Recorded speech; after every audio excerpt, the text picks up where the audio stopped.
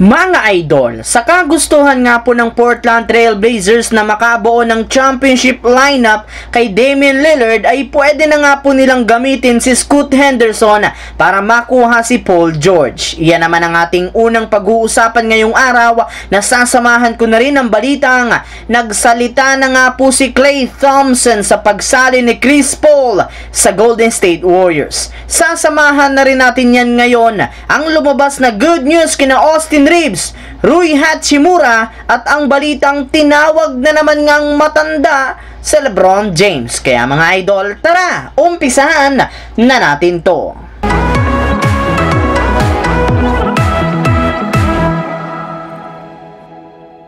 Ang videong ito mga idol ay hatid sa inyo ng Aurora Game, isang play-to-earn mobile app na kung saan pwede kang kumita habang nag-e-enjoy ka. Maraming mga games dito mga idol gaya ng Color Game na alam kong siguradong mananalo kayo. Dragon versus Tiger na simple lang, pipili ka lang kung Dragon ba o Tiger ang mananalo. Meron ding Toss a Coin na alam kong alam nyo na at marami pang iba. Sobrang dali lang mag-register, gamit lang ang iyong mobile number, hintayin ang verification code at gumawa ng password. Madali lang din mag-cash in at pag panalo, cash out agad gamit ang iyong GCash account. Kaya ano pang hinihintay nyo mga idol?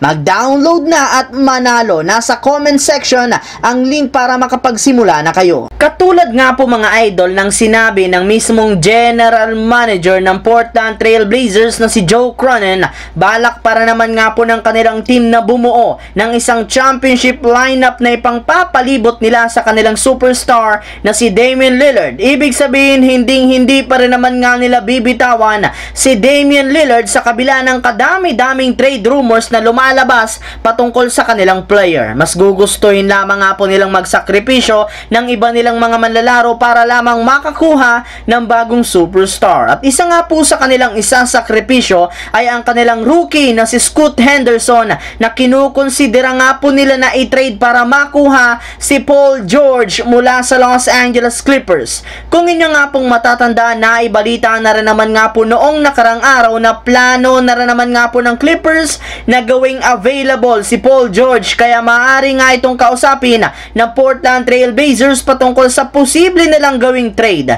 Samantala, pumunta naman tayo sa ating sunod na pag-uusapan sa balitang nagsalita na si Klay Thompson sa pagsali ni Chris Paul sa Warriors. Gaya nga po mga idol ng napag-usapan natin, marami nga pong mga miyembro ng Warriors ang excited ng makasama si Chris Paul. At isa nga po dyan ay ang sharpshooter ng Warriors na si Klay Thompson na aminado sa social media na hindi nga siya makapaghintay pa na makasama si Chris Paul sa loob ng court. Napakalaki rin naman nga po ng respeto niya dito bilang isang player, kaya sigurado nga pong marami silang magagawang kakaibang bagay sa darating na season. Naniniwala rin naman nga po si Klay Thompson na sasakto si Chris Paul sa playstyle ng Golden State Warriors, gayong kailangan nga talaga nilang isang point guard na nakafocus sa pag-facilitate ng bola sa loob ng court. Kaya sigurado nga po na mas gaganda na ang kanilang susunod na kampanya. Habang dumiretso naman tayo sa ating huling storya na pag-uusapan dito sa lumabas na good news kina Austin Reeves